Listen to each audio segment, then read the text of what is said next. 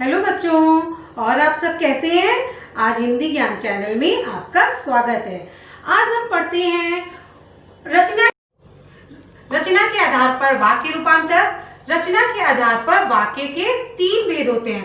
पहला सरल वाक्य, दूसरा संयुक्त वाक्य और तीसरा क्या है, मिश्र वाक्य। इसको मिश्रित वाक्य भी कहते हैं।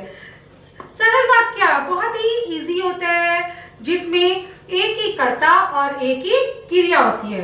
सरल वाक्य में एक उद्देश्य और एक ही विधेय होता है। जिस शब्द में एक उद्देश्य और एक विधेय होता है वो सरल वाक्य कहलाता है। जैसे बालक विद्यालय जाता है, एक ही क्रिया हो रही है ना, तो जहाँ पर एक ही क्रिया होती है, जहाँ पर एक ही क्रिया होती है वहाँ पे क्या होगा, सरल वाक्य। बालक क्या हुआ, उद्देश्य, और विधेय क्या होता है, विद्यालय जाता है। बच्चे मैदान में खेल रहे हैं, इसमें भी क्रिया क्या हो रही है, एक ही क्रिया हो रही है। राम बाजार जा रहे हैं, तो राम क्या हुआ, उद्देश्य, और बाजार जा रहे हैं विधेय।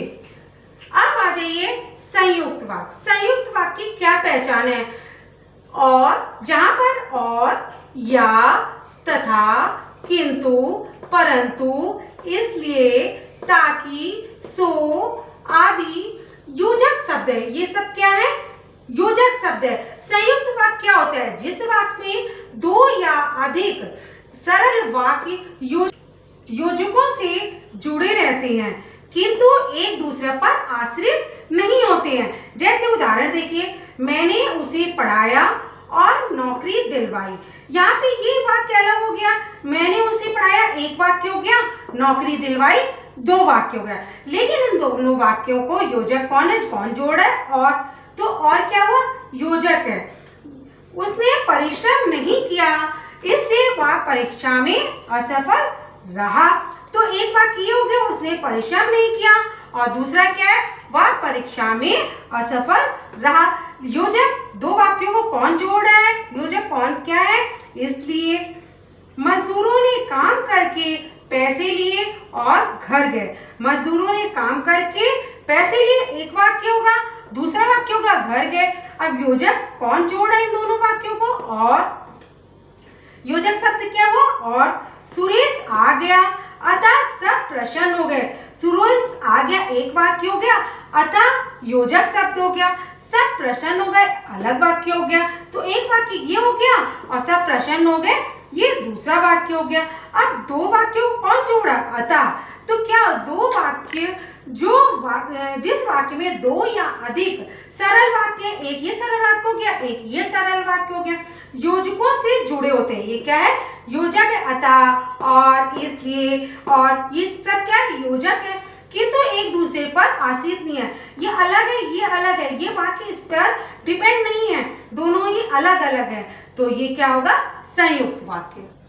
मिश्र वाक्य। अब थर्ड क्या है, अभी हमने पढ़ा सरल वाक्य, संयुक्त वाक्य, अब थर्ड आ गया मिश्र वाक्य। इसको मिश्रित वाक्य भी कहते हैं।